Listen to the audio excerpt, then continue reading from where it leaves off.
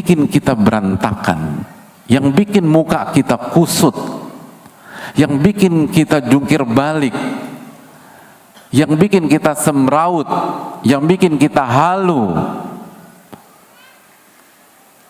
adalah karena kita tidak tahu ilmunya.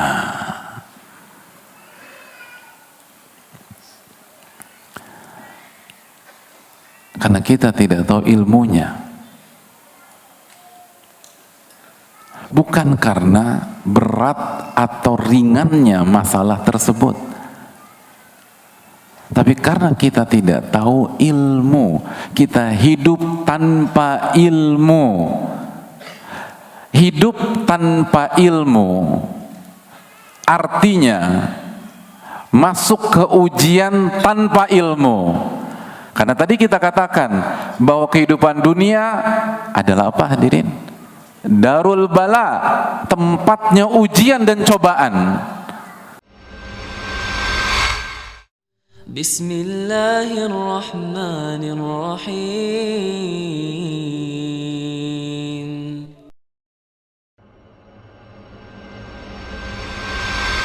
Assalamualaikum warahmatullahi wabarakatuh. Bismillahirrahmanirrahim. Alhamdulillahirabbil alamin.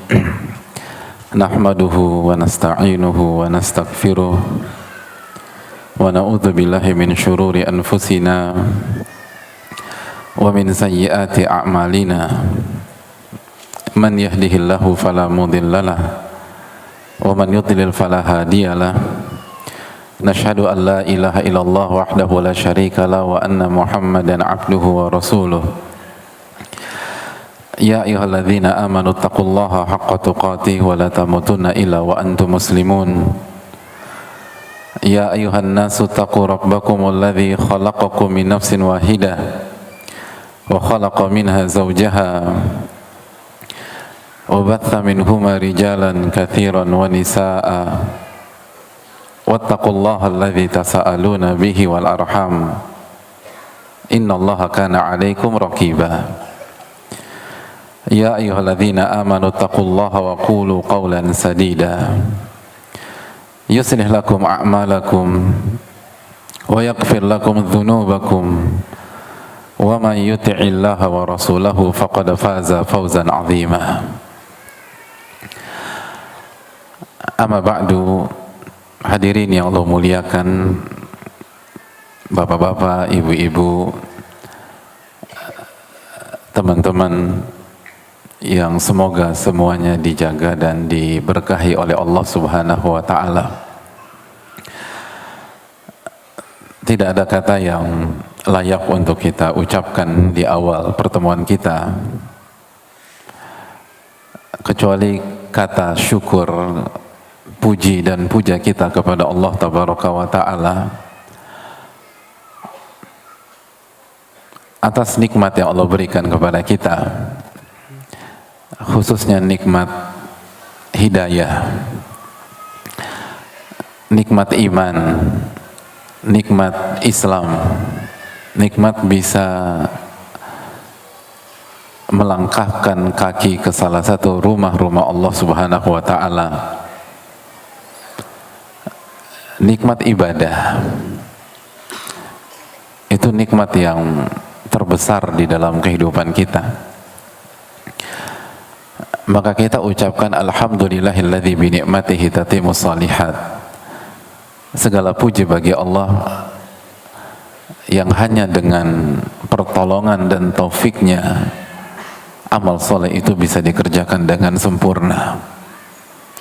Kita bisa melangkah bukan karena kecerdasan kita. Kita bisa duduk di sini bukan karena kesehatan dan fisik kita. Tapi kita bisa berada di sini karena Allah memberikan taufik, Allah memberikan pertolongan, dan Allah memberikan hidayah. Dan semoga kita menjadi hamba-hambanya yang bersyukur. Ya, bersyukur hadirin. Karena itu salah satu kunci sukses para ulama. Al-Imam Abu Hanifah salah satu 4 imam madhab fikih yang terbesar, beliau pernah menyampaikan bahwa kunci keberhasilan beliau adalah beliau berusaha memperbanyak bersyukur dan bertahmid kepada Allah. Dan ini yang seringkali kita lupakan. Seringkali kita berpikir bahwa tugas kita ketika datang ke kajian hanya sebatas memahami. Memahami itu penting. Tapi bukan hanya memahami. Di antara tugas besar kita adalah begitu kita selesai dalam sebuah kajian dan keluar, pertanyaannya adalah, bisakah saya bersyukur atas nikmat yang Allah berikan kepada saya beberapa saat yang lalu? Terlebih lagi nikmat ilmu adalah nikmat yang lebih mahal daripada harta dunia. Tentu saja bersyukurnya harus lebih besar daripada ketika kita mendapatkan uang. Saat kita mendapatkan 10.000 rupiah dengan kita mendapatkan 100.000, kira-kira bersyukurnya sama apa tidak? Berbeda. Bersyukur atas 100.000 lebih besar daripada bersyukur ketika mendapatkan 10.000. Lalu bagaimana dengan nikmat ilmu? Ini yang harus menjadi dalam tanda kutip ganjalan dalam hati kita pada saat kita keluar dari sebuah majelis ilmu. Bisakah kita syukuri? Bisakah kita menjadi hamba yang bersyukur dan yang berhasil sedikit, jamaah? Yang berhasil bersyukur itu nggak banyak. Jadi kalau kita bisa simpulkan, yang mau belajar itu sedikit dari seluruh manusia. Dan dari yang sedikit itu, yang bersyukur lebih sedikit lagi. Dan itu yang Allah firmankan dalam surat Saba ayat 13. Wa qalilun min ibadiyasy syakur. Sedikit hambaku yang pandai bersyukur. Oleh karena itu hadirin sekalian, bersyukurlah. Dan kalau kita bisa bersyukur, la in syakartum la azidannakum. Kalau kalian bersyukur, aku akan tambah nikmat tersebut. Wala in kafartum inna adzabi lasyadid. Dan kalau kalian kufur nikmat, tidak bersyukur, ketahuilah azabku sangat pedih. Jadi kalau kita belajar, ikut kajian, lalu kita lupa bersyukur, jangan salahkan siapapun kalau ilmu kita justru menjadi bumerang bagi kita dan hanya mengantarkan kita pada azab Allah Subhanahu wa taala. Na'udzubillah, tsumma na'udzubillah. Oleh karena itu semoga kita menjadi hamba-hambanya yang pandai bersyukur. Hadirin yang Allah muliakan, selanjutnya marilah kita meminta ilmu yang bermanfaat dan dijauhkan dari ilmu yang tidak bermanfaat. Allahumma inna nas'aluka ilman nafi'a wa na'udzubika min ilmin la yanfa'. Ya Allah, anugerahkanlah kami ilmu yang bermanfaat dan lindungilah kami dari ilmu yang tidak bermanfaat. Sebagaimana salawat beriring salam semoga senantiasa tercurahkan kepada junjungan kita Nabi kita Muhammadin alaihi salatu wassalam beserta para keluarga, para sahabat dan orang-orang yang istiqomah berjalan di bawah naungan sunnah beliau sampai hari kiamat kelak. Hadirin yang semoga Allah muliakan,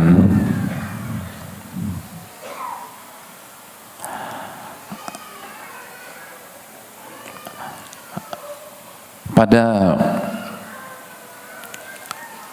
kondisi atau pada rentan waktu ini kita tuh sering banget mendengar istilah tentang mental illness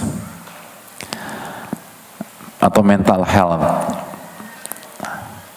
atau istilah healing, dan teman-temannya yang mungkin 10 tahun yang lalu, 15 tahun yang lalu, 20 tahun yang lalu itu istilah nggak populer di tengah-tengah kita. Tapi sekarang dikit-dikit gue kena mental nih, gitu.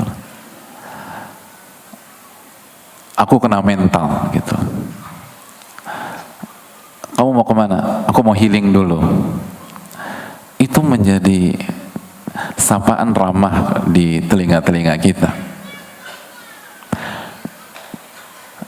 Dan itu merubah hidup kita. Membuat hidup kita tertekan, terbebani, kebahagiaan sirna. Hari-hari diisi dengan stres, lalu stres dan stres. Ada banyak orang kehilangan senyumnya, hadirin.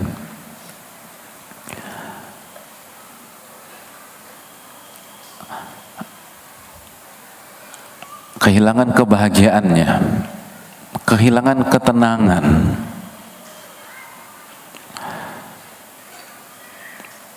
Lalu banyak di antara kita berusaha berpikir, apa penyebab ini semua?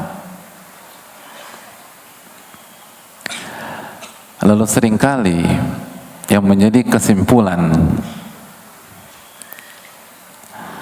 adalah karena kita sedang banyak masalah.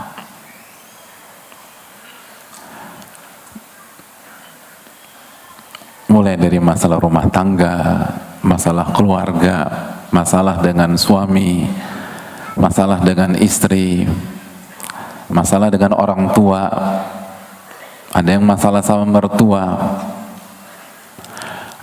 Mungkin rumah tangga nggak ada masalah, tapi kena masalah dalam bisnisnya atau dalam kerjaan. Ada orang punya masalah sama bosnya, yang bos punya masalah sama karyawannya, karyawannya pada malas, nyebelin, nggak bisa diatur. Yang karyawan punya masalah sama atasannya, bosi banget, arogan, mau menang sendiri. Dan itu yang menjadi alasan banyak kita punya masalah kehidupan dan ternyata kena mental dan mengidap mental illness.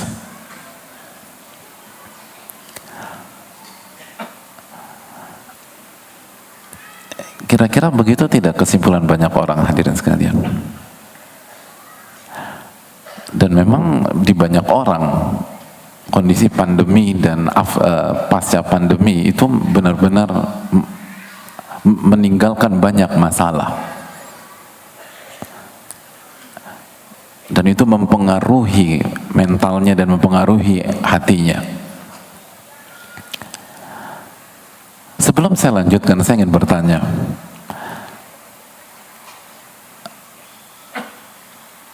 siapa di antara hadirin sekalian yang nggak punya masalah di sini? Angkat tangan.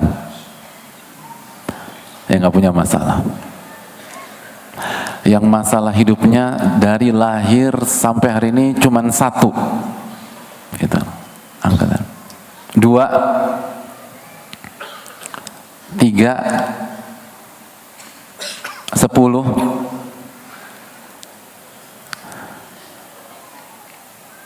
Yang punya banyak masalah? Oh, semuanya. Sedikit loh. Jadi yang lainnya maunya apa, hadirin?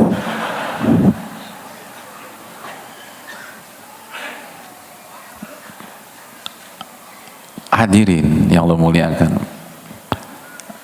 tanpa jamaah mengangkat tangan, saya sudah bisa menebak dan saya sudah simpulkan. Karena dari begitu saya datang tadi, saya langsung monitor dari sudut kanan tengah screening,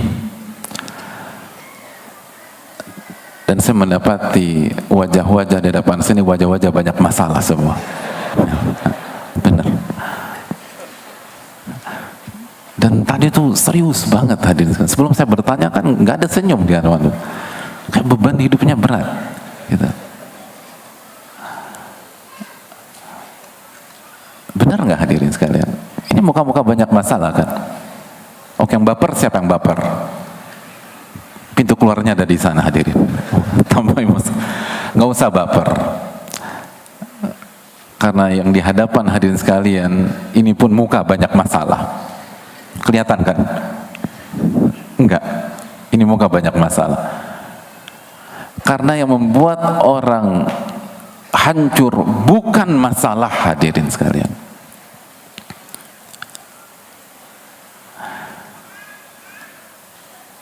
Tapi banyak masalah selalu dijadikan kambing hitam oleh banyak orang.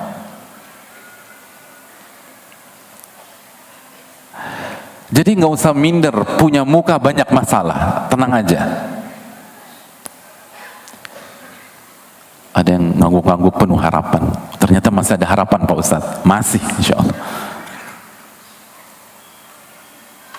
Kenapa demikian? Saya mau tanya sama kalian sekalian.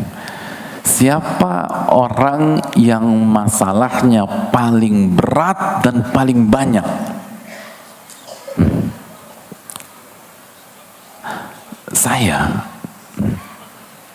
Saya jamin. Ada yang angkat tangan? Wah, Masya Allah. Coba lihat. Jadi antum mengaku orang paling banyak masalah sedunia.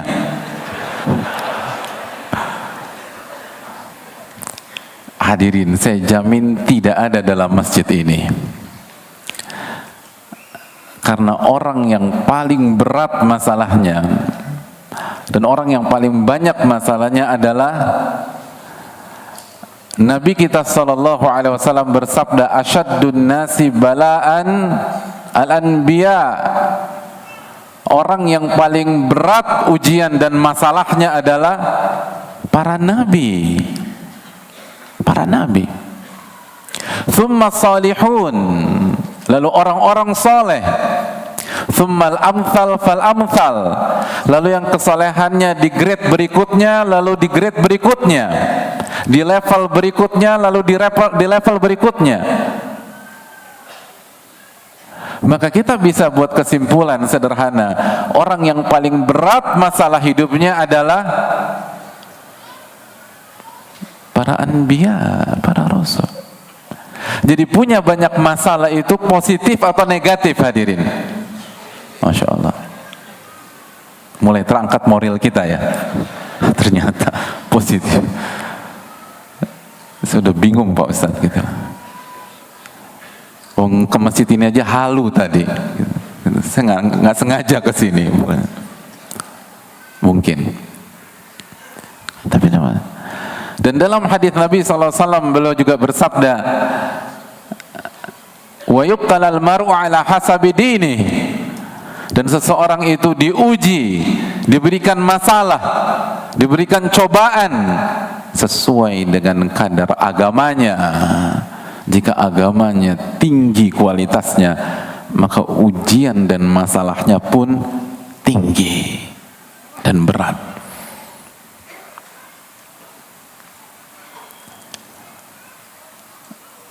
Dan Nabi kita SAW pun juga bersabda, innallaha idza ahabba qauman ibtalahum. Sesungguhnya Allah Subhanahu wa taala kalau mencintai sebuah kaum, maka Allah akan uji kaum tersebut. Allah akan kasih masalah untuk kaum itu. Hadirin yang Allah muliakan. Jadi sekali lagi, punya banyak masalah itu positif atau negatif, hadirin? Udah mulai bisa senyum sekarang ya. Awal-awal tadi nggak bisa senyum. Hadirin, positif. Punya banyak masalah artinya harapan atau kecemasan? Ini masih galau aja, hadirin. Sekali lagi, punya banyak masalah itu artinya harapan atau kegalauan? Kok nggak yakin, hadirin? Innallaha idza ahabba qauman ibtalahum. Allah itu kalau sayang kepada sebuah kaum, Allah akan uji dia. Berarti Ketika kita Allah takdirkan punya banyak masalah, punya banyak ujian, itu artinya harapan atau kegalauan? Harapan, hadirin. Harapan. Karena semoga itu tanda dan harapan Allah mencintai kita.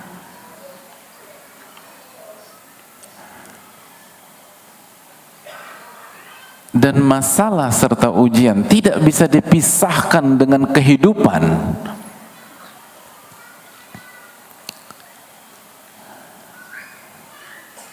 Karena karakter kehidupan dunia adalah darul bala, kata para ulama.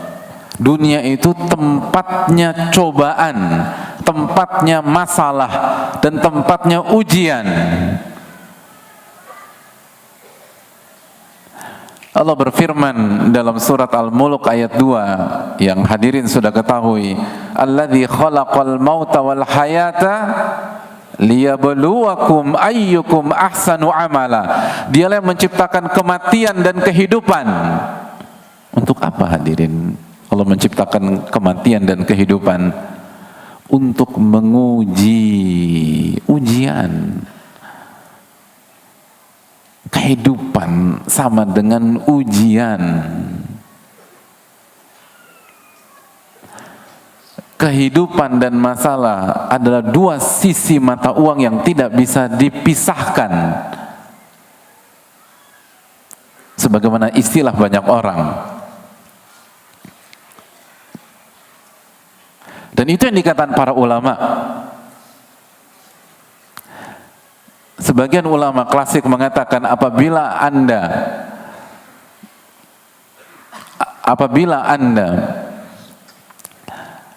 masih diberikan kesempatan hidup, berarti Anda masih diuji oleh Allah Subhanahu wa taala.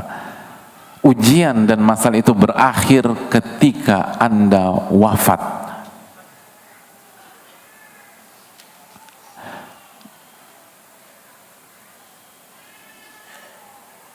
Makanya hadirin sekalian, kalau ada teman kita, doain kita. Gua doain semoga ini ujian lo yang terakhir. Mulai besok lo gak akan dapat masalah hidup lagi. Jangan diaminin.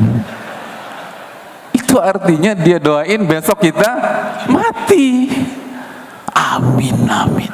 Lo emang BFF gua, bro. Ini orang nyumpain Anda mati. Ada masalah sama Anda itu orang, mungkin hasad, mungkin benci.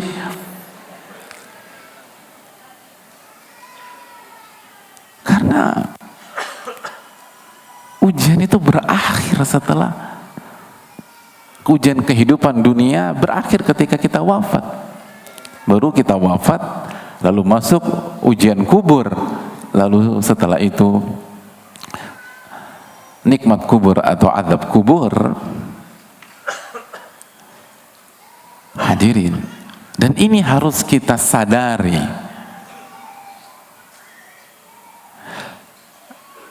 Karena kata para ulama,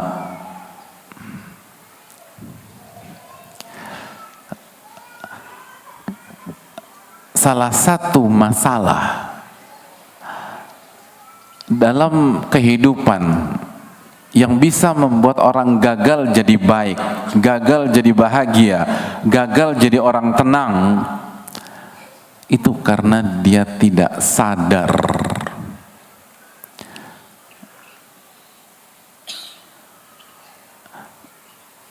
Dalam Madarijus Salikin, Al-Imam Ibnu Qayyim rahimahullah mengatakan, dan para ulama mengatakan bahwa langkah pertama untuk berubah itu yaqadhah, sadar. Dan sadar dalam skup yang luas, cakupan yang luas. Dan diantaranya kita harus sadar karakter kehidupan dunia yang sedang kita jalani, sehingga kita nggak shock.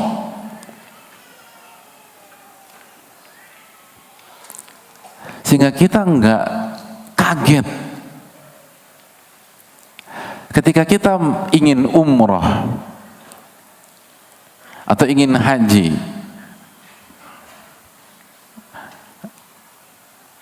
di musim panas misalnya, dan dari awal kita udah diwanti-wanti, ingat musim panas di sana itu bisa capai 50 derajat, bawa ini, bawa ini, bawa ini, maka begitu sampai sana kita nggak akan shock insya Allah, walaupun kepanasan.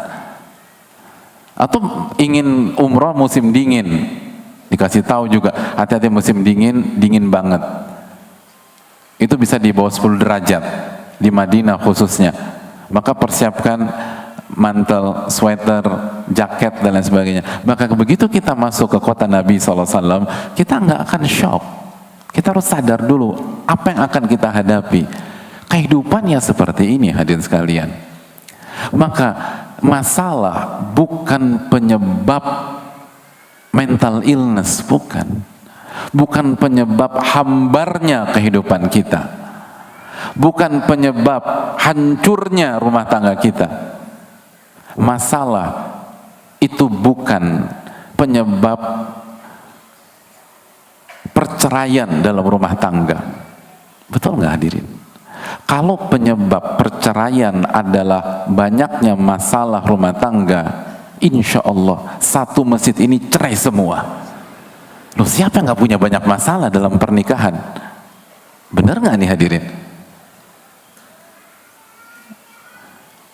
Yang bikin kita berantakan, yang bikin muka kita kusut, yang bikin kita jungkir balik, yang bikin kita semraut, yang bikin kita halu, adalah karena kita tidak tahu ilmunya.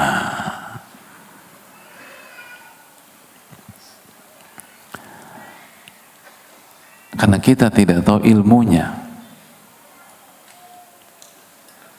Bukan karena berat atau ringannya masalah tersebut, tapi karena kita tidak tahu ilmu. Kita hidup tanpa ilmu. Hidup tanpa ilmu artinya masuk ke ujian tanpa ilmu. Karena tadi kita katakan bahwa kehidupan dunia adalah apa hadirin? Darul bala, tempatnya ujian dan cobaan. Jadi analogi sederhana, orang yang tidak mau belajar dalam kehidupannya, nggak mau datang ke kajian dalam kehidupannya, itu sama saja ikut ujian fisika, nggak belajar sama sekali. Gimana bisa sukses? Nggak mungkin berhasil. Kita akan gagal. Ujian akuntansi nggak pernah buka buku.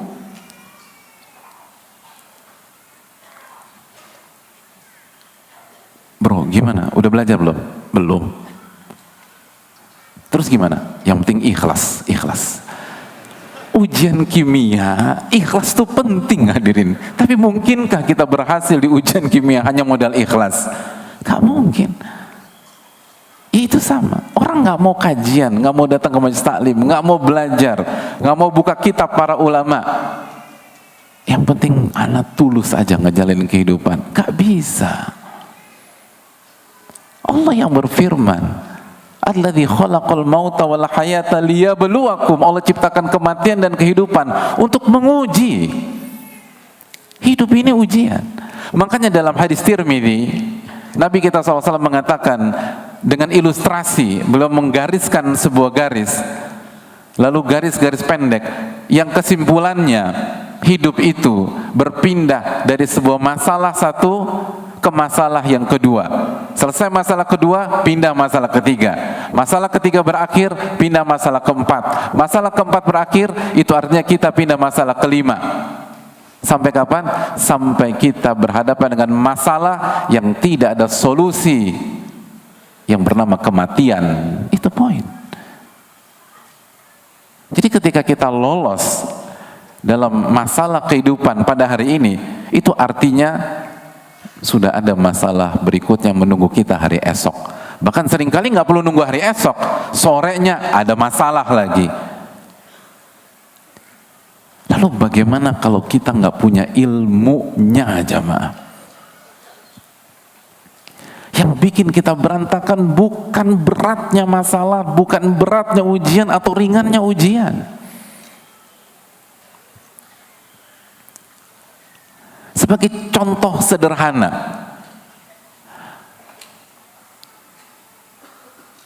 waktu kita sekolah dulu, SMA, mata pelajaran yang paling killer, mata pelajaran apa? Wih, tata boga. Oh, luar biasa. Emang dari wajah-wajahnya wajah-wajah angka semua ini hadirin. Pelajaran paling, kalau pelajaran favorit apa? Pelajaran favorit? Olahraga.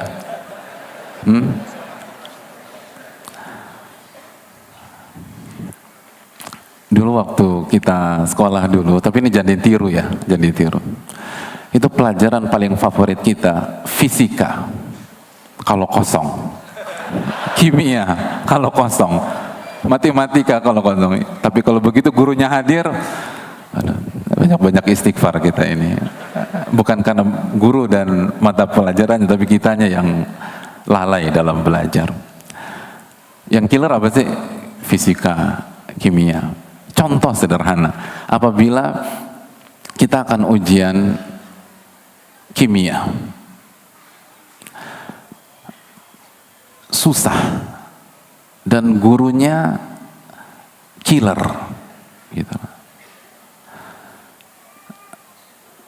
Tibalah hari ujian dan gurunya saking killernya itu kasih soal cuman satu gitu loh. Jadi udah dead or life udah. Kalau nggak 100, 0 udah gitu. Cuman satu. Dan ketika kita buka lembaran ujiannya, ternyata itu ujian paling sulit sedunia selama kita hidup di dunia yang fana ini. Gitu. Nggak ada ujian lebih susah dari itu.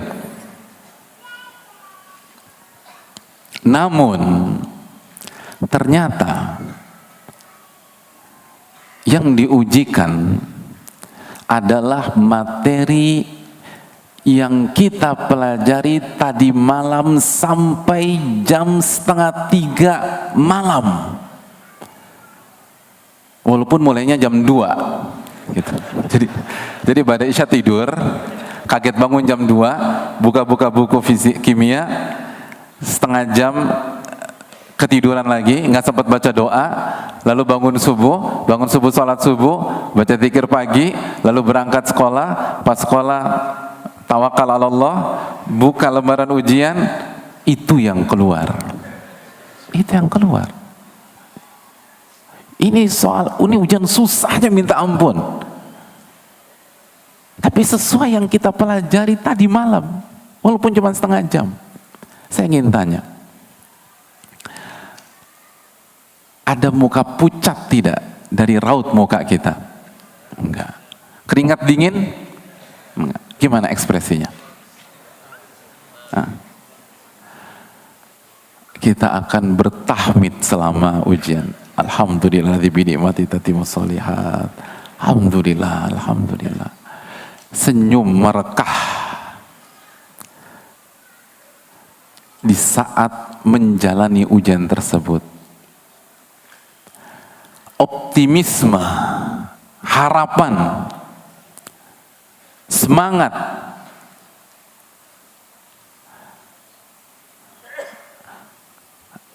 ditambah determinasi dan energik.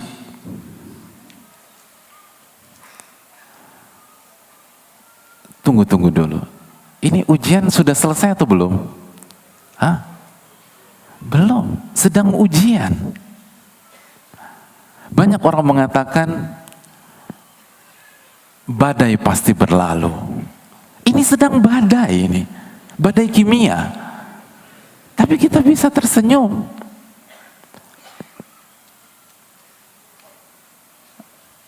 konsep mengatakan setelah kesulitan ada kemudahan. Ya, tapi pada saat itu bukan konsep itu yang terjadi, tapi konsep ma'al usri yusra. Justru kita menikmati kemudahan di tengah-tengah kesulitan. Kenapa? Apa jawabannya? Karena kita pakai ilmu dalam menjalani ujian tersebut. Kita tahu ilmunya, hadirin. Dan kita amalkan, kita terapkan ilmu tersebut. Kita tuangkan ilmu itu.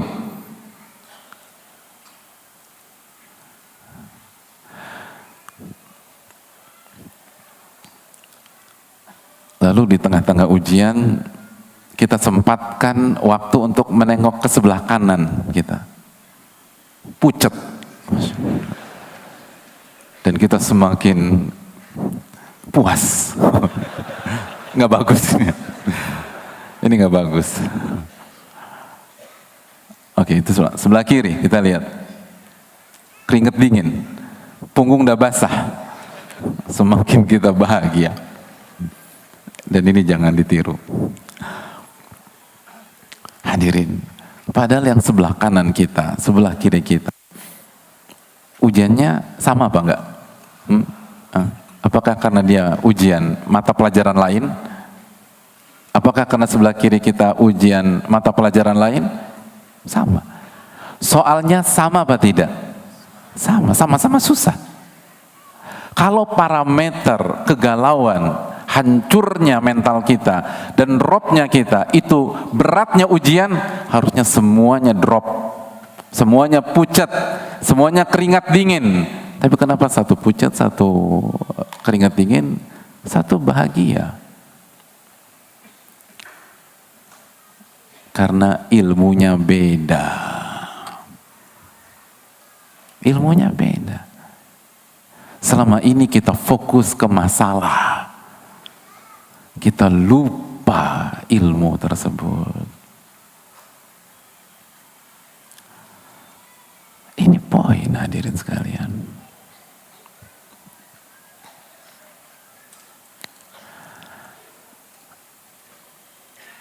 Ini bukan tentang berat, sulit, atau ringannya ujian. Dan begitu ujian, lembar jawaban kita kumpulkan, kita keluar dengan bahagia. Adapun sebelah kanan kita benar, tamat hidup gua nih, tamat hidup gua, tamat hidup gua. Kita alhamdulillah, alhamdulillah, alhamdulillah. Beda ilmu, hadirin. Ini yang harus kita sadari. Sebagaimana ujian yang mudah, tapi kita nggak punya ilmunya, cukup membuat kita keringat dingin dan kena mental. Kalau misalnya saya tanya kepada hadirin sekalian, sebutkan rumus luas trapesium. Siapa yang tahu? Tahu kan? Antum belum pucat karena saya kasih pertanyaan terbuka. Coba kalau saya tunjuk muka antum secara khusus di depan ribuan jamaah, insya Allah mulai pucat. Insya Allah. Kenapa? Saya ingin tanya, pertanyaan ujian tadi, ujian yang sulit dalam ilmu matematik atau yang mudah? Hah? Trapesium? Sulit? Ya Allah. Itu kan pembahasan bangun ruang. Pembahasan bangun ruang kita pelajari di mana? SD. Itu pertanyaan anak SD, hadirin. Coba yang anak SD di sini angkat tangan. Nah, ini enggak. Ini antum kan di level cucunya anak SD gitu loh. Cucunya udah SD maksudnya. SD udah lama. Artinya ini gampang. Tapi kenapa kita bisa kena mental? Karena lupa ilmunya. ketika ilmunya nggak tahu atau ilmunya lupa, maka disitulah mimpi buruk dimulai dalam kehidupan kita. Itu masalahnya, hadirin.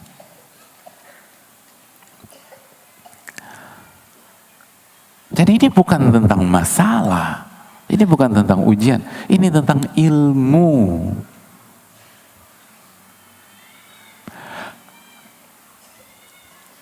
Makanya ulama kita mengatakan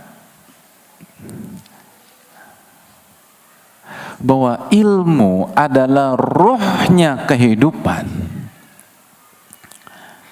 Ilmu itu ruh.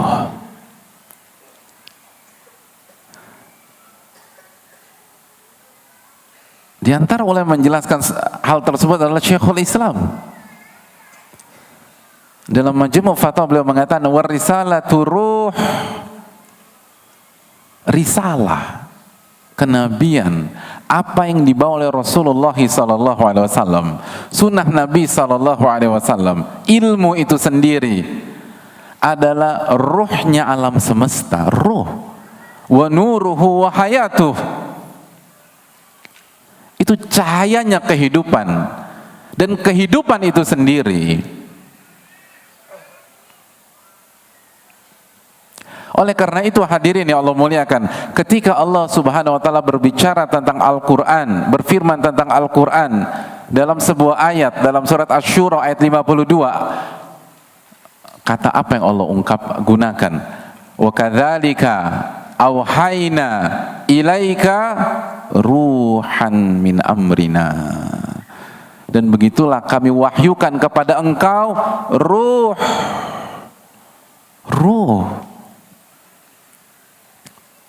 dari perintah kami dan dari sisi kami. Al-Quran itu ruh. Dan silakan buka buku-buku tafsir. Apa artinya? Artinya Al-Quran adalah ruhnya hati, ruhnya jiwa. Berarti hidup tanpa Al-Quran bagaikan hidup tanpa ruh, mati, hadirin. Mati, hambar, gersang, kering, halu. Wa kadzalika auhayna ilaika ruhan min amrina.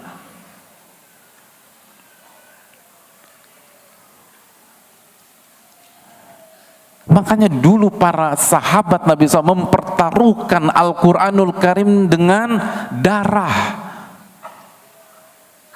Lihat bagaimana Bilal bin Rabah, lihat bagaimana Sumayyah, lihat bagaimana Yasir, lihat bagaimana Ammar,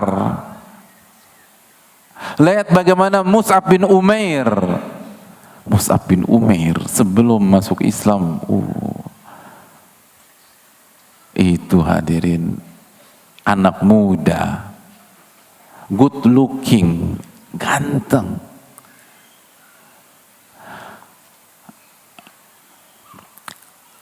Dulu waktu jalan itu bahasa sekarang perfect, harum gitu. Belum sampai parfumnya udah sampai, hadirin. Begitu masuk Islam diboikot sama keluarganya, kurus, kering, dan beberapa kali ditemukan pingsan di sudut atau di jalan kota Mekah. Tapi mereka tidak goyah. Mereka mempertahankan ilmu, mempertahankan Al-Quran, mempertahankan risalah. Kenapa? Karena mereka sadar bahwa ini adalah ruh. Maka mereka pertahankan sebagaimana mereka mempertahankan nyawa. Itu yang kita lihat Bilal bin Rabah, Sumayyah, Yasir, baik laki-laki maupun wanita. Mereka mempertahankan ilmu, mempertahankan Al-Quranul Karim, sunnah Rasulullah SAW, itu seperti mereka mempertahankan nyawa, bahkan lebih dari itu. Sumayyah kehilangan nyawa, hadirin, radhiyallahu ta'ala anha. Yasir kehilangan nyawa. Adapun kita, dengan segala fasilitas yang Allah kasih, kemudahan yang Allah berikan, hanya modal datang, hanya modal jalan.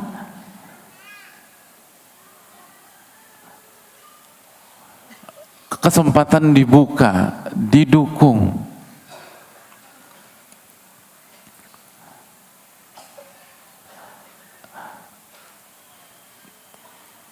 Tapi kemana semangat mempertahankan ilmu tersebut? Kemana semangat menuntut ilmu itu? Sudahkah kita sadari betapa pentingnya ilmu? Lagi-lagi, ini masalah kesadaran. Banyak kita nggak sadar bahwa ilmu itu sepowerful itu. Ilmu itu kehidupan di dunia maupun di akhirat. Makanya warisalatu ruh wa kadzalika auhayna ilaika ruhan min amrina. Dan begitulah kami wahyukan kepada engkau ruh. Ruh. Ini tentang ilmu, bukan tentang masalah.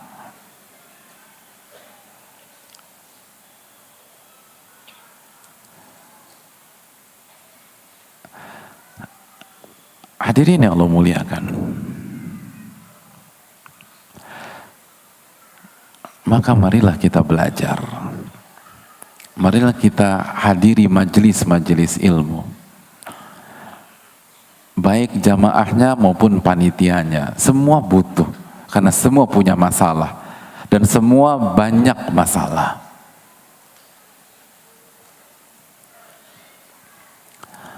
Lalu timbul pertanyaan, hadirin sekalian. Sebagian kita bertanya-tanya dalam dirinya,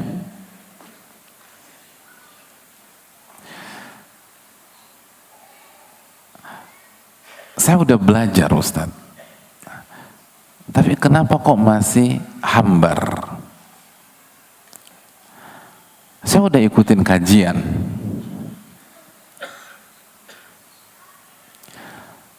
tapi kenapa masih sering galau, masih sering kena mental, masih sering terpuruk? Apa yang salah? Katanya kalau kita punya ilmu bisa. Hadirin yang Allah muliakan, berarti ada yang perlu kita pahami lebih dalam. Ada yang perlu kita renungkan lebih lanjut.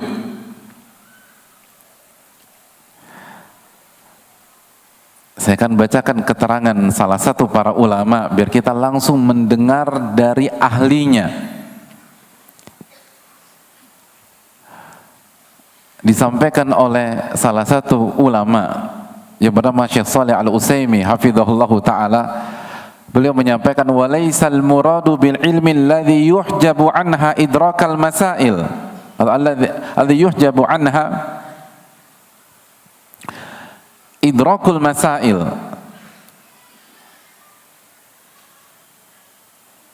Fa inna idrakal masail yujadu inda aqwamin yusbihuna wa yumsuna ala mukhalafati syariah. Yang dimaksud ilmu itu bukan sebatas mengetahui hukum sebuah masalah, bukan sebatas itu, bukan sebatas paham sebuah masalah. Yang dimaksud ilmu walaisal muradu bil ilmi alladhi yuhjabu anha idrakul masail. Jadi walaisal muradu bil ilmi alladhi yuhjabu anha idrakal masail. Yang dimaksud ilmu itu bukan sebatas mengetahui hukum-hukum berbagai masalah. Tapi yang dimaksud dengan ilmu walakinnal murada bil ilmi alladhi yunalu bi ta'dhimil ilm huwal ilmu nafi' alladhi yakunu khairan lil abdi fid dunya wal akhirah.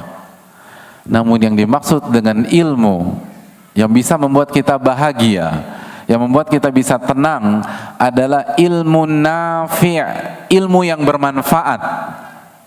Bukan ilmu yang sebatas maklumat, tapi ilmu yang bermanfaat, yang merupakan kebaikan di dunia dan di akhirat untuk seorang hamba. Dan ilmu yang bermanfaat tidak bisa didapatkan kecuali dengan satu cara, kata para ulama. Kata para ulama, yunalu bi ta'zimil ilm, didapatkan dengan memuliakan ilmu. Memuliakan ilmu, bukan sebatas belajar dan datang ke kajian.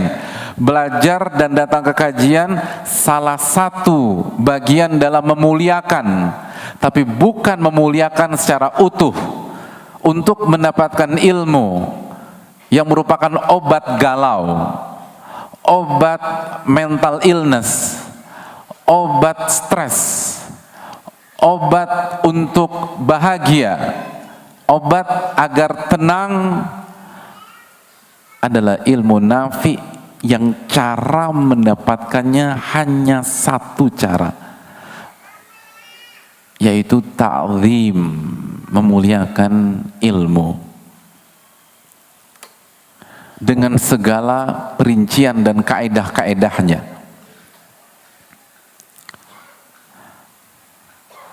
Amma mujarradul ilmi bi idrakil masail fa innahu yakunu wabalan 'alal 'abdi fid dunya wal akhirah. Adapun ilmu yang sebatas mengetahui hukum A, hukum B, ilmu yang sebatas mengetahui berbagai macam masalah, titik sampai di sana.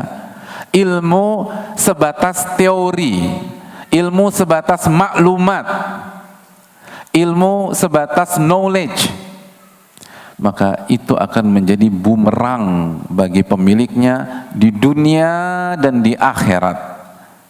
Wa ta'dhamu 'alal hujjatu fid dunya wa yu'akhadh bil uqubati fil akhirah. Maka bumerang itu semakin besar sesuai dengan besarnya ilmu dia itu. Semakin banyak maklumatnya tapi tidak bermanfaat, semakin parah kondisi dia. Dan di akhirat dia akan diancam, diadab sama Allah Subhanahu wa ta'ala. Ilmu nafi'. Makanya yang Nabi kita SAW minta setiap pagi apa, hadirin? Allahumma inni as'aluka ilman nafi'an wa rizqan thayyiban wa amalan mutaqabbala. Ya Allah, berikanlah aku ilmu nafi', ilmu yang bermanfaat. Maksudnya apa sih Ustaz? Ilmu yang bisa kita manfaatkan dalam setiap episode kehidupan kita. Ilmu yang bisa kita gunakan dalam setiap ujian dan masalah-masalah kita. Itu ilmu.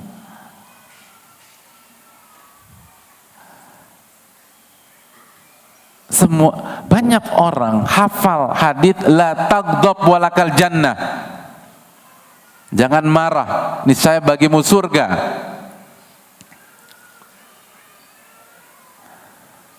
Tapi apakah setiap orang yang hafal dan tahu hadis tersebut bisa mengamalkan?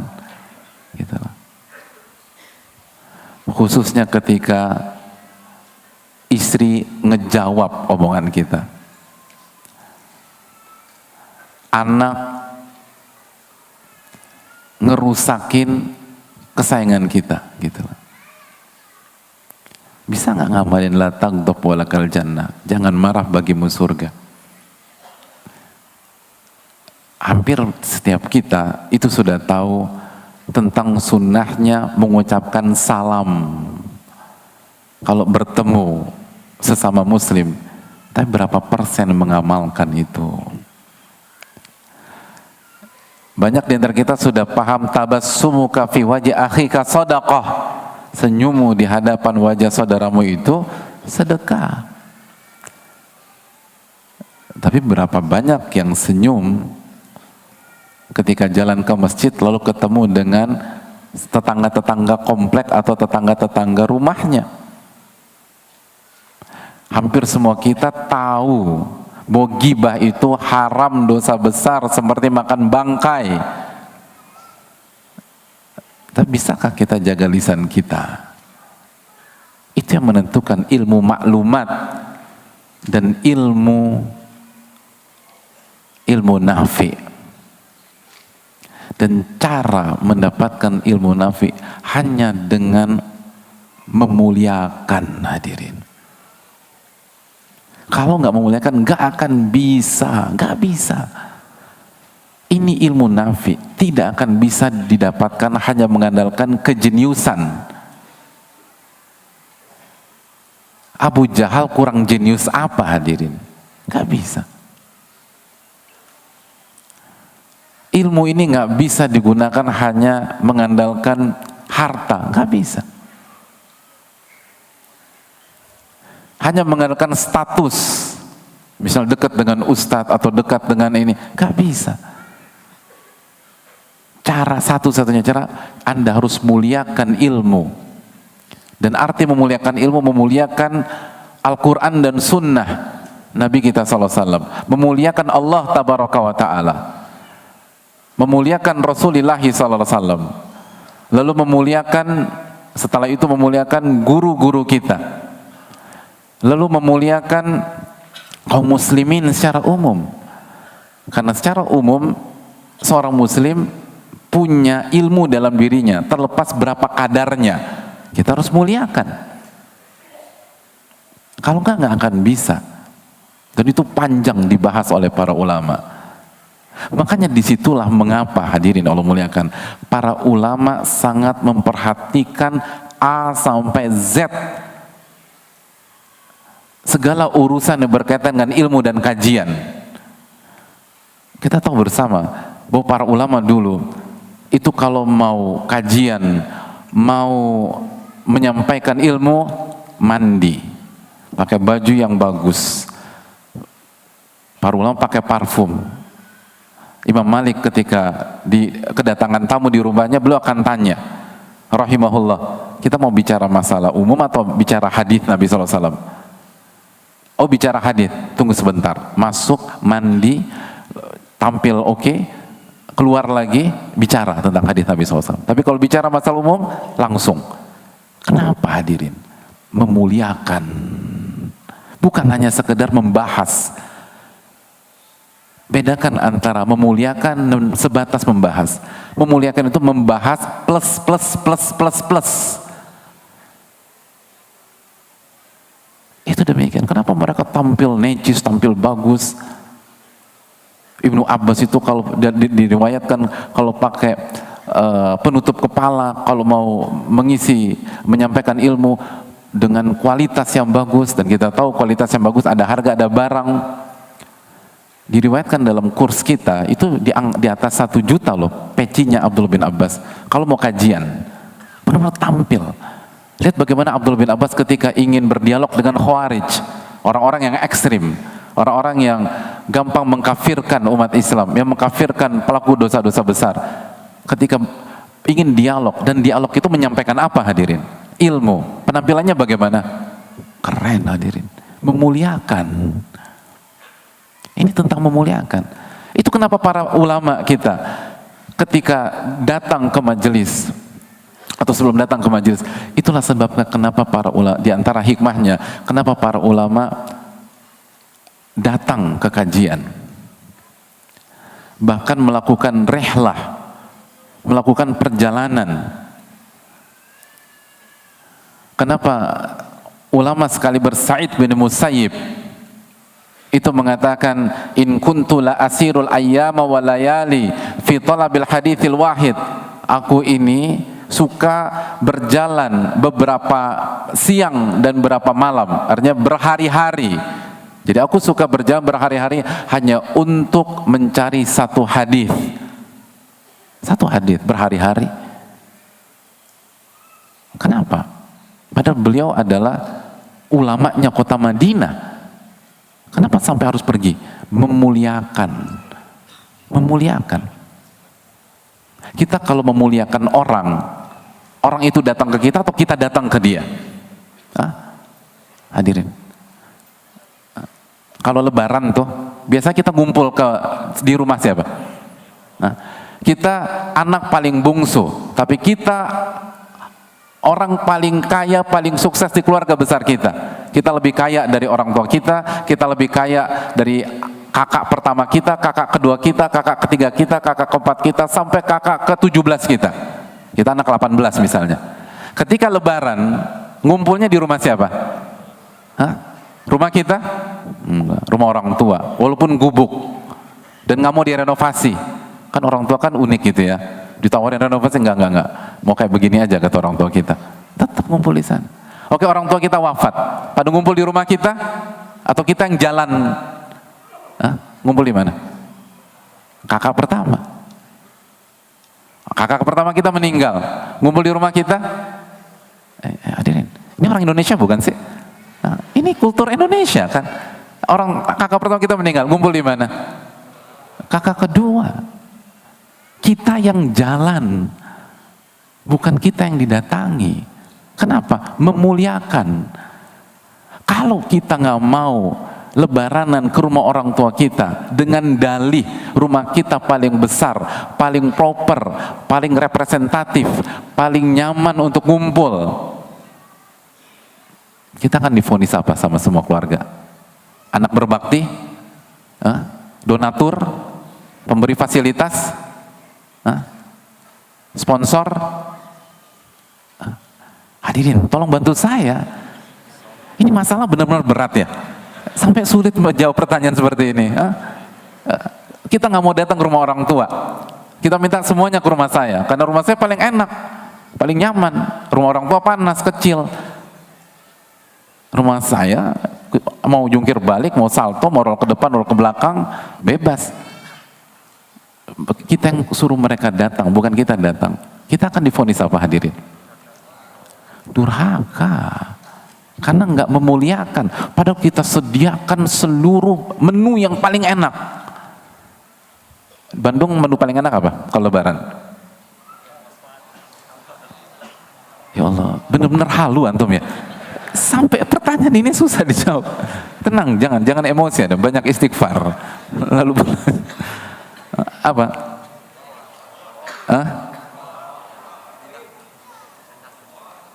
Rendang. Ya Allah, ini di mana sih?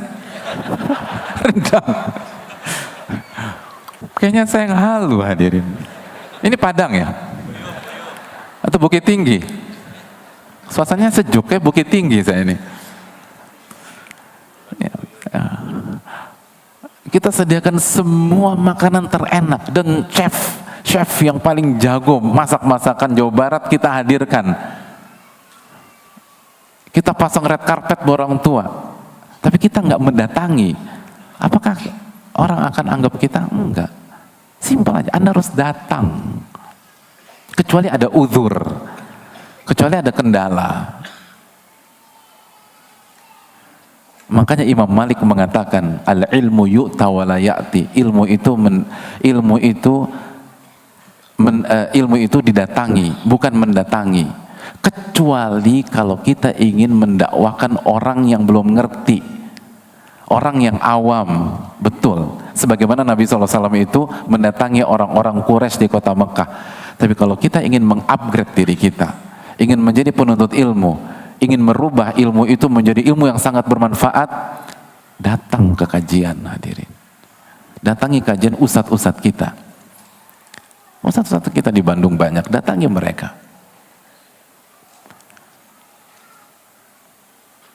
Ibnu Dailami Abdullah bin Fairuz rahimahullahu ta'ala, beliau mendengar hadis dari Abdullah bin Amr, dan pada saat beliau mendengar hadis tersebut beliau ada di Palestina.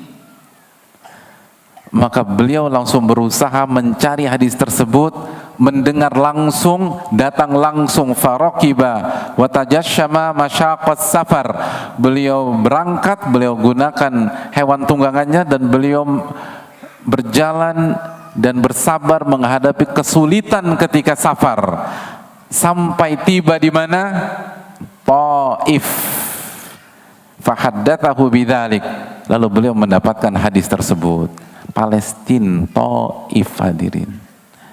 Palestina. Yang umroh mungkin sebagian pernah ke Taif. Itu Taif. Itu para ulama datang. Kenapa? Betul, alhamdulillah sarana banyak, ada online. Jadi online nggak boleh, online boleh hadirin. Online bagus, online positif. Tapi fungsi online bukan untuk menggantikan off air, bukan untuk menggantikan offline, bukan untuk menggantikan majelis. Online adalah sebuah sarana second option, opsi kedua kalau kita tidak bisa, kita ada kendala, kita ada uzur. Karena semua sepakat, walaupun kontennya sama, baik di offline maupun di online, tetapi dari sisi memuliakan, mana yang lebih tinggi? Hadirin, mana yang lebih tinggi? Offline. Maka ketika sisi memuliakannya lebih tinggi, maka peluang mendapatkan ilmu bermanfaatnya jauh lebih besar. Itulah alasannya mengapa dulu para ulama kita untuk mendapatkan satu hadis berhari-hari, untuk mendapatkan satu hadis dari Palestina ke Taif, untuk mendapatkan satu hadis berjalan selama 1 bulan sebagaimana yang dialami Jabir. Jabir itu untuk mendapatkan satu hadis dan bertemu dengan Abdullah bin Unais, itu beliau melakukan perjalanan 1 bulan ke Syam untuk satu hadis. Hari ini kita untuk mendapatkan satu hadis harus berjalan berapa bulan hadirin? Modalnya apa? Kaki, jempol sekarang. Bukan satu hadis, satu buku hadis. Hari ini satu buku hadis yang isinya ribuan hadis hanya cukup dengan jempol. Lalu wifi gratis. Berapa passwordnya? Download gitu. Logikanya, kalau ini tentang konten, sekali, kalau ini tentang konten, seharusnya yang lebih berkualitas, yang satu buku hadis dengan jempol saja dalam hitungan menit, atau yang satu hadis harus menempuh 1 bulan. Sekali lagi, kalau ini hitungan konten dan efisiensi, harusnya yang lebih berkualitas yang mana? Satu buku hadis beberapa menit atau satu hadis 1 bulan? Satu buku hadis beberapa menit. Tapi kenyataan yang lebih berkualitas siapa? Kita atau Jabir bin Abdullah? Kita atau Ibnu Dailami? Ibnu Dailami.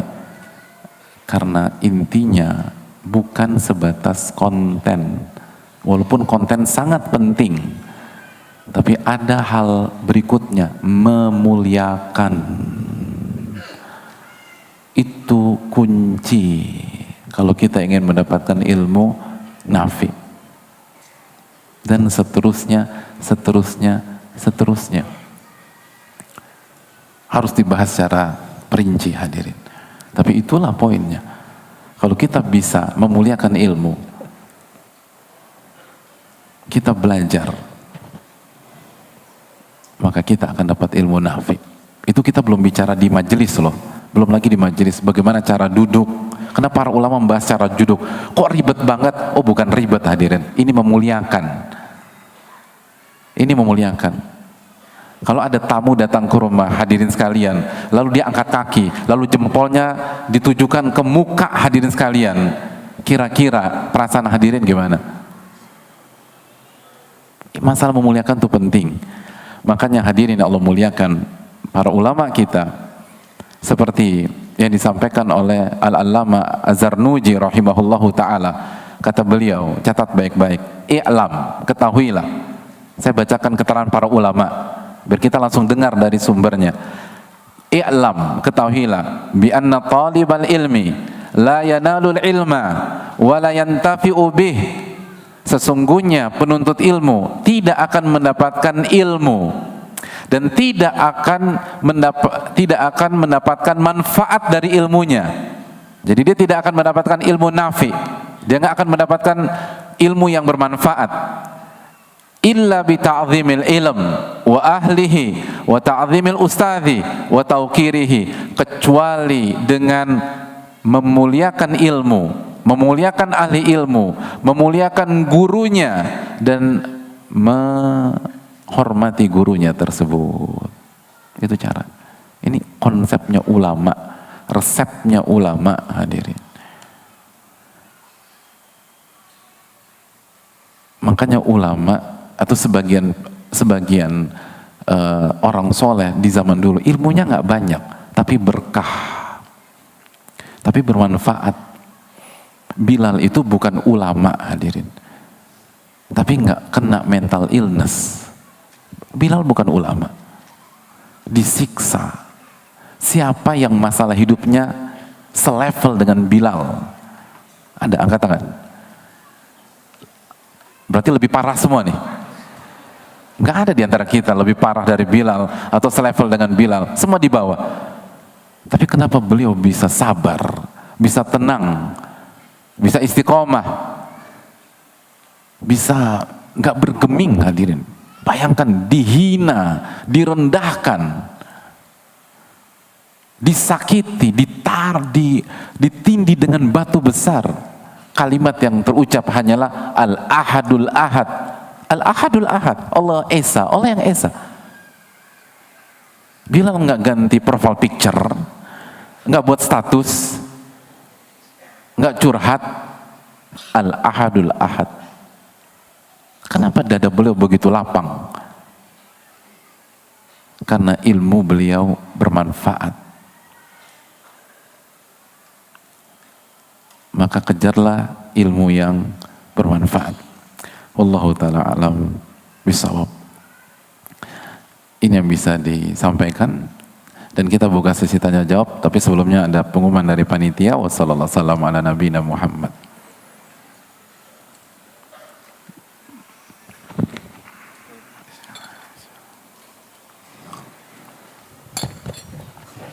Baik, kami umumkan kepada pemilik kendaraan Honda HR-V D1061 AJU serta Suzuki R3 B2671 SYX. Sekali lagi, Honda HR-V D1061 AJU dan Suzuki R3 B2671 SYX mohon segera dipindahkan dikarenakan mengganggu proses petugas damkar mau ada evakuasi di jalan. Jadi mohon segera dialihkan. Terima kasih.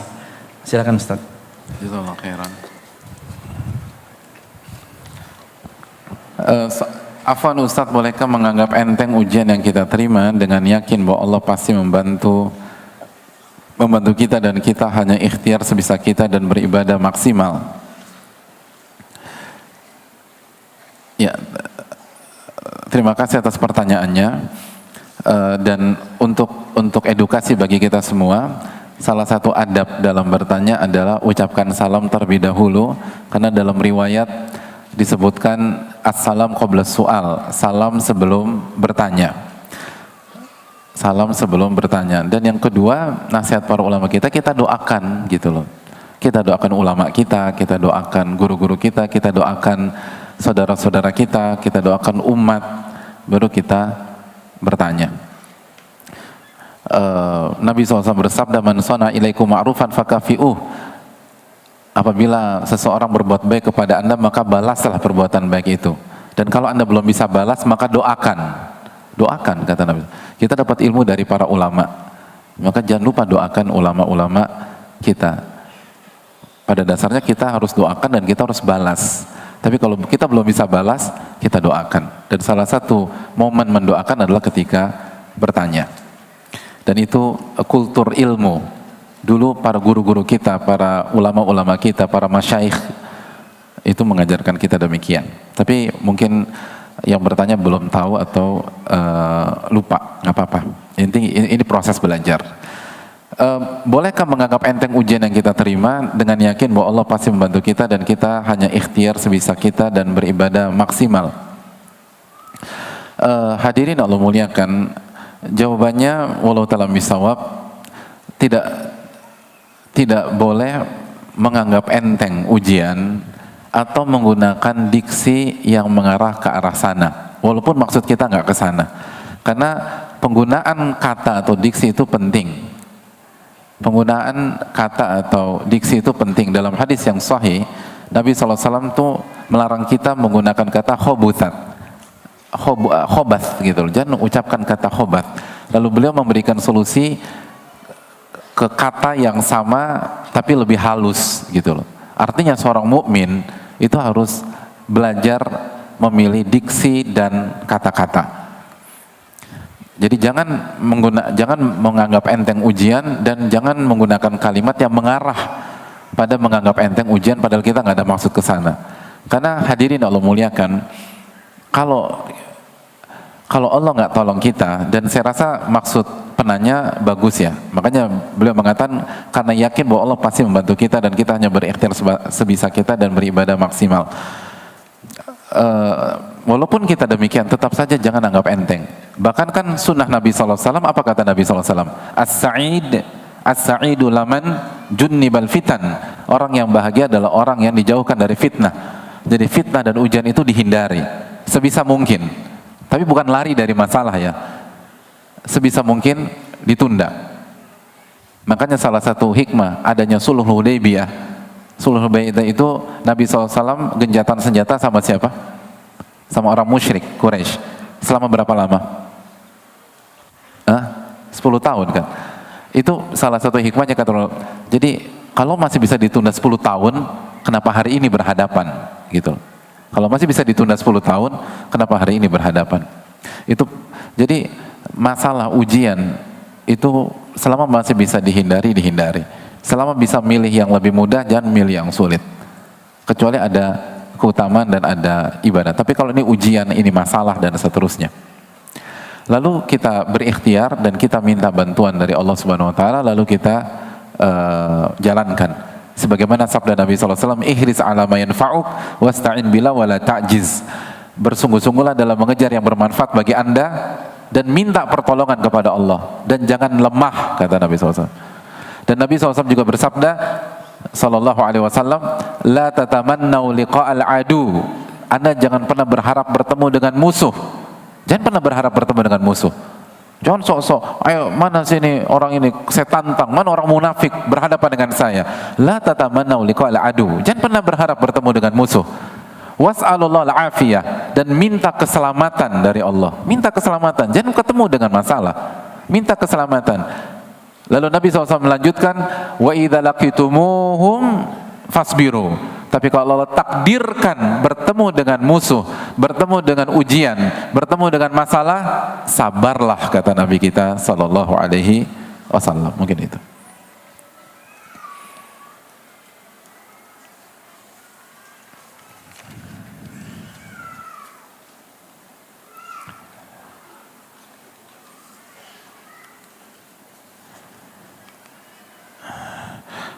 Ahsanallahu ilaikum Ustaz wa iyyakum.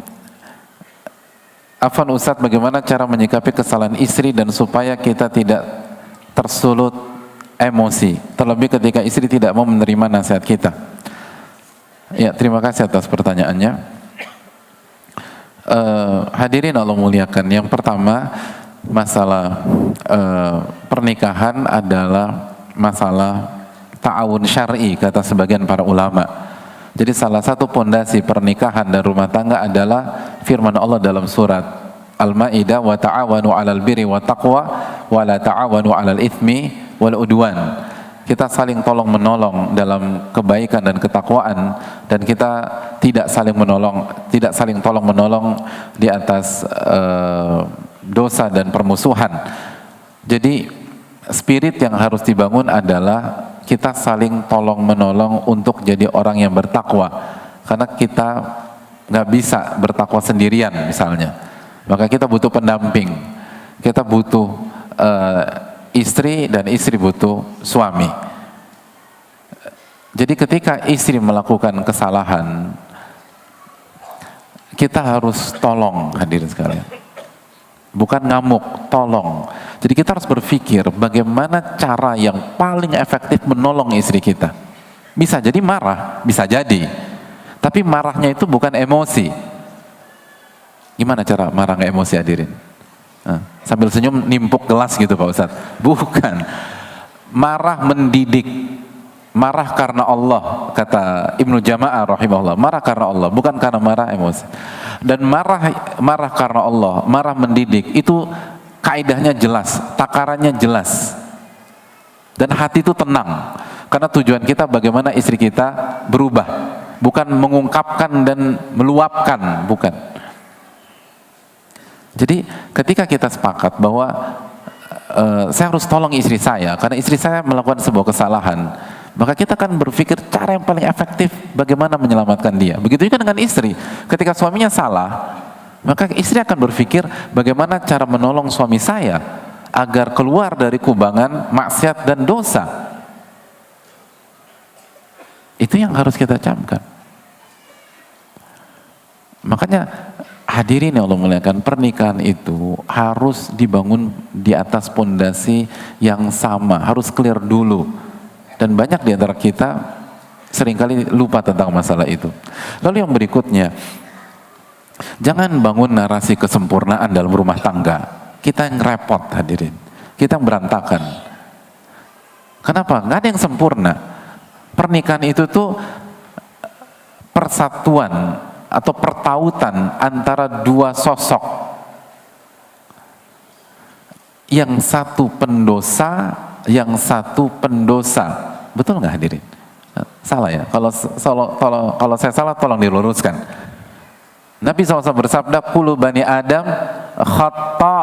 Setiap anak Adam banyak melakukan kesalahan. Wa khairul khata'ina tawwabun, dan yang terbaik di antara mereka yang paling banyak bertaubat. Jadi kita khususnya suami jangan bangun narasi kesempurnaan. Dan salah satunya adalah dengan mengaudit ketat dan setiap kesalahan istri. Lalu memarahi setiap kesalahan istri. Gak akan bertahan, hadirin. Gak akan bertahan. Bukan begitu cara berumah tangga. Rumah tangga tentang bagaimana konsep berjuang, konsep bertauhid, konsep saling ta'awun, konsep saling bersama-sama, konsep saling mengejar keutamaan, itu keluarga. Dan saling sadar bahwa pada saat istri saya salah, maka besok saya yang salah. Dan begitu seterusnya. Lalu bagaimana kita bertobat kepada Allah Tabaraka wa Ta'ala? Lihat bagaimana Nabi SAW ketika istri beliau melakukan kesalahan. Apa kata Allah tentang Nabi SAW? Arrafa ba'dahu wa a'rada an ba'd. Nabi SAW hanya membahas sebagian masalah dan mengubur sebagian masalah yang lain. Gak semua masalah dibahas. Itu hal yang perlu kita camkan bersama-sama. Dan yang terakhir untuk pertanyaan ini, kita jangan punya mental hobi mencari kambing yang warnanya hitam, hadirin. Apalagi Idul Adha masih jauh, susah hadirin, kecuali kita peternak. Dan peternak pun jangan gunakan konsepnya itu di sini, nggak akan berhasil. Kalau mental kita cuma cari kambing hitam, menyalahkan orang, buat apa kita ngaji? Tanpa belajar agama pun bisa kita lakukan. Kita kan ngaji untuk ada perubahan. Kan begitu. Kalau mental kita hanya nyalakan istri, atau istri nyalakan suami, nyalakan suami. Itu orang yang nggak ngaji pun jago. Itu skill dimiliki oleh banyak orang tanpa harus datang ke kajian, tanpa harus mendekat dengan Allah, tanpa harus bersama Al-Quran dan Sunnah Nabi SAW.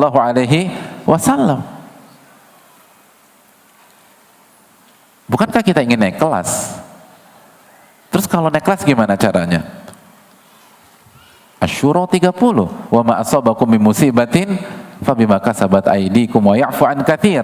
Dan apapun yang menimpa kalian itu pasti ada andil dari kesalahan dan perbuatan tangan kalian, dan Allah telah mengampuni banyak dari dosa-dosa kalian. Itulah konsepnya para ulama klasik dan sampai hari ini dalam berumah tangga. Makanya para ulama kita ketika melihat istrinya tidak sebagaimana biasanya, tidak senurut biasanya, tidak setaat biasanya, apa kata mereka? Kata mereka, inni la a'sillah fa'ara athara ma'siyati fimro'ati wa dabbati. Aku berapa waktu yang lalu bermaksiat kepada Allah. Aku bermaksiat kepada Allah. Lalu aku melihat dampak maksiatku ada pada perangai istriku dan hewan tungganganku. Itu baru evaluasi ke dalam. Nyalain orang gampang, hadirin. Bola di tangan kita. Kita mau nggak naik kelas atau kita ingin naik kelas. Kalau ingin jadi orang-orang beriman, berhenti menyalahkan orang. Pasti ada andil dari dosa kita. Dan semakin fasih kita menyalahkan orang, semakin kita gagal memperbaiki diri. Tapi semakin kita fasih introspeksi diri, maka kita akan menemukan kekeliruan, kesalahan diri kita. Kita akan menemukan blind spot kita. Dan ketika kita menemukan itu, maka kita akan mengobati. Dan ketika kita mengobati blind spot kita, kita akan jadi pribadi yang jauh lebih bertakwa ke depan. Menguntungkan. Makanya lihat Nabi Nuh, lihat Nabi Lut alaihi wassalatu wassalam. Ujian dari sisi istri mereka berdua tidak membuat kualitas mereka menurun, bahkan melejit. Para nabi. Dan berat loh, diuji dari isi itu berat. Diuji dari sisi istri itu salah satu ujian yang paling berat. Tapi beliau bisa dengan taufik Allah Subhanahu wa taala.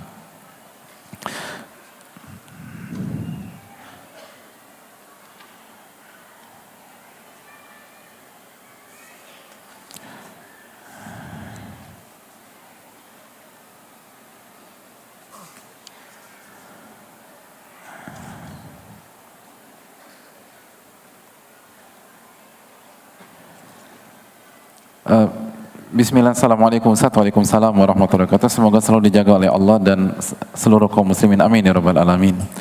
Semoga Allah memberikan keberkahan buat kita semua, panitia, jamaah dan DKM Masjid Pusdai ini dan seluruh pihak yang ada di balik masjid ini. Semoga Allah memberikan pahala besar buat kita semua, amin ya rabbal alamin.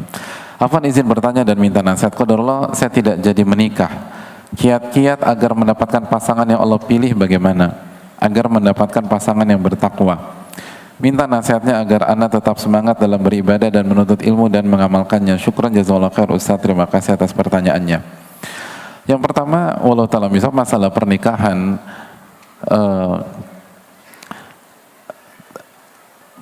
perbaiki diri kita hadirin. Perbaiki diri kita. Karena kita berinteraksi dengan Rabb yang ahkamul hakimin, yang maha bijak, maka kaidah umumnya adalah wat-thayyibatu lit-thayyibin, wanita yang baik untuk laki-laki yang baik. Kaidah umum. Ada kasus anomali, dan itu karena hikmah yang sangat besar dan mungkin bukan saat ini kita bahas. Tapi secara umum, at-thayyibatu lit-thayyibin, laki-laki yang baik, perempuan yang baik untuk laki-laki yang baik. Dan itulah kondisi kita di sehari-hari gitu loh. Misalnya laki-laki yang punya kualitas, yang dia cari apa? Apa? Yang nggak sholat, yang nggak puasa Ramadan, yang nggak nutup aurat dan seterusnya. Enggak kan? Sebaliknya, wanita yang soleha, siapa yang dia cari? Hadirin yang Allah muliakan. Oh, semakin berkualitas seseorang itu semakin picky, selalu begitu. Di semua bidang, Antum jago di bidang apapun, antum akan semakin selektif. Jadi kalau ingin mendapatkan orang-orang yang berkualitas, maka perbaiki kualitas diri kita, karena mereka nggak ngasal, mereka cara berpikirnya tidak ngasal. Itu hal penting. Dan yang kedua, jangan pernah takut kalau kita jujur sama Allah dan kita punya kualitas. Sekali lagi, Allah alaihissallahu bi ahkamil hakimin. Bukankah Allah pemutus yang paling bijak? Dan hadirin Allah muliakan, mutiara walaupun ada di dasar laut, itu tetap dicari oleh para nelayan. Mutiara, walaupun dasar laut, itu dicari. Sampah plastik, walaupun ada di permukaan laut, nggak disentuh sama nelayan, nggak disentuh. Nah sekarang kita mau jadi yang mana? Jadi nggak usah khawatir, kita berinteraksi dengan Rabbul Alamin. Kalau kita mutiara, dicari. Walaupun ada di dasar, walaupun yang mempertaruhkan nyawa. Itu poin. Terus yang terakhir, pernikahan itu tentang kemampuan dan kebutuhan. Apa yang mampukah kita secara utuh ya? Saya bicara, ini kan bukan sesi pernikahan, tapi secara umum kita lihat kemampuan. Ya ma'syarasy syabab man istata'a minkumul ba'ah falyatazawwaj. Wahai anak muda, barang siapa yang mampu maka menikahlah. Terus yang kedua, kebutuhan, dan kebutuhan setiap kita tuh beda, hadirin. Dan ini konsep para ulama. Makanya kalau kita buka buku-buku fikih para ulama, misalnya contoh apa yang dikatakan oleh Ibnu Ruslan dalam kitab Zubat, kata beliau, sunnah li muhtajin mutikin lil uhab nikahu bikrin dzati dinin wa nasab. Pernikahan itu hukumnya sunnah bagi yang apa? Bagi yang butuh dan mampu. Butuh. Ini tentang kebutuhan. Apa kebutuhan kita untuk bisa husnul khotimah, untuk bisa masuk ke dalam surga, untuk bisa beribadah kepada Allah. Lalu cari sesuai dengan kebutuhan tersebut dan jangan ikut-ikutan, karena ini bukan perkara yang mudah. Ini yang bisa disampaikan. Jazakallahu khairan. Waktu telah habis dan kita sekali lagi bersyukur kepada semua pihak. Jazakallahu khair kepada seluruh jamaah. Sebuah kebahagiaan bisa hadir lagi setelah berapa lama ya? Saya terakhir ke sini tahun 1900 berapa? 2000 berapa ya? Enggak lah. 2013. Masa 2013? Ah ya, Masya Allah. Makanya antum udah tua-tua sekarang ya. Enggak, saya juga lebih tua. Jadi makasih banyak, sebuah kebahagiaan bisa berada di sini lagi, dan jazakallahu khair kepada seluruh asatid kita, Al-Ustadz Abu Haidar Hafidhullah dan seluruh asatid di sini, karena antum tuh dibina oleh ustadz-ustadz di sini di Bandung dan sekitarnya. Maka jangan lupa doakan mereka dan ingat terus jasa-jasa mereka, dan kita doakan kebaikan untuk mereka. Dan jazakallahu khair kepada DKM Masjid Pusdai dan seluruh jajarannya. Semoga seluruh kegiatan amal soleh mereka diterima oleh Allah Subhanahu Wa Taala dan menjadi timbangan baik di hari kiamat nanti. Dan terima kasih kepada seluruh panitia dan orang-orang yang berada di balik acara ini, dan semoga Allah Subhanahu wa taala menerima amal ibadah kita. Allahumma inna nas'aluka ilman nafi'an wa na'udzubika min ilmin la yanfa'. Ya Allah, berikanlah kami ilmu yang bermanfaat dan lindungilah kami dari ilmu yang tidak bermanfaat. Dan sambil pulang jangan lupa memperbanyak doa, Rabbana taqabbal minna. Ya Allah, terimalah amal ibadah kami. Sebuah kebahagiaan bisa bersama hadirin sekalian, dan semoga Allah terima amal ibadah tersebut, dan semoga kita pandai bersyukur sehingga kita bisa ditambah di kemudian hari. Subhanakallahumma wa bihamdika, asyhadu an la ilaha illa anta, astaghfiruka wa atubu ilaik. Assalamualaikum warahmatullahi wabarakatuh. Terima kasih banyak.